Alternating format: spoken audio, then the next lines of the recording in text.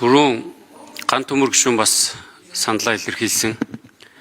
Баянгар аймгийн барилгын цэргийн 339 дугаар ангид цэргийн ам эрсдсэн. Энэхүү байдал дээр бас улсын хурал эмгэнэл илэрхийлээд холбогдох хүмүүсээс нь хариуцлагын асуудал яригадаад сэтгүүлч Мядаг Бадам яг энийг газар дээрээс нь судлаад бас ажиллаж байгаа. Тэгээд сэтгүүлч Мядаг Бадамд бас талархал илэрхийлье. Тэгээд гомдол санал нь бол одоо өнөөдрийг болтол тасрааг байгаа. Томцогтороо би дахиад минут авах уу? Энэ ч одоо тал нь өнгөрчлөө шүү дээ. Энэ хоёр мэтгэлцээр хэвэл. Гэхдээ та хоёр ярьсаар хэвэл миний анхаарал бас харнаад шүү дээ. Дахиад минут ахнаас навчих уу? Тий. Минут авах гэхээр одоо миний үг багтахгүй 8 секунд нь. Тий.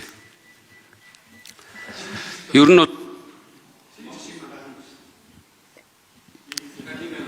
за тодруулаад асууч.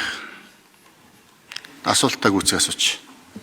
Тэгээ ер нь бол гомдол санал өнөөдрийг болтол тасрааг байгаа учраас одоо энэ шаардлагатайгаа бол засгийн газарт саналаа оруулж ирэхдээ сэтгүүлчнэрийн эрх ашигыг хамгаалах сэтгүүлчнэр нэг юм хувийн байдал гаргаж яваагүй бах. Энд нар бол нийгэмд болохгүй байгаа, бүтэхгүй байгаа асуудлыг эсвэл эрх мэдлэлтэн дээр хит их эрх мэдэл төвлөрөөд энэ ч хулгай гарж ийн, энэ ч лөөвөр гарж ийн, эсвэл энэ ч нийгэмд хор уршигтай асуудал явагдаж ийн гэдгийг л илэрхийлж байгаа.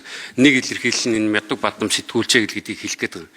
Тэгэхээр энэ сэтгүүлчнэрийн эрх ашигыг хамгаалах албан ёсных нь байгууллагатай юу гэдэг сэтгүүлчний эвлэл гэж байдаг бол тэр эвлэлтэй хамтраад саналын тусгаад тэгээд энэ нөгөө хуулийнхаа саналыг засгийн газартаа сэтгүүлчдний байгууллага хамтраад оруулж ирэх ёстой шүү гэдэг энэ байр суурийг магадгүй одоо би бол гишүүнийхээ өмнөөс гэхдээ манай улсын хурлын дарга бол бас энэ дээр нэмэлт тайлбарыг хэлэх бах. Ийм байр суурь илэрхийлж байгаа шүү гэдгийг л хэлэх гэсэн.